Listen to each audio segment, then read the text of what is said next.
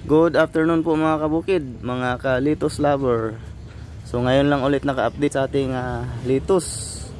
So ito na yung itong isa, dalawa, tatlo, apat na row.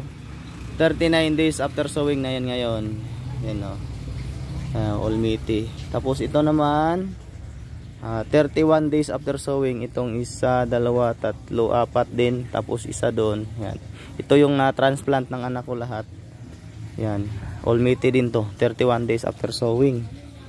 So dito tayo sa ating junction natin. Yan, 13 days after sowing to ngayon. Yan, 10 days after sowing, na-transplant na natin to.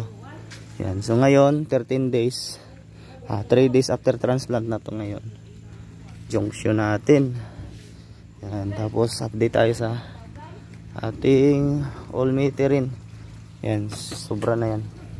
So ito yung all-meaty natin na 6 days after sowing. Check natin yan, may tubig pa. Yan, meron pang tubig. 6 days after sowing. Yan, ito yung nasow ng anak ko. 100% germination rate sa anak ko. Sa akin naman merong isa at saka dalawa ang patay. So yan po, 6 days after sowing na to ngayon yung all-meaty. Yan.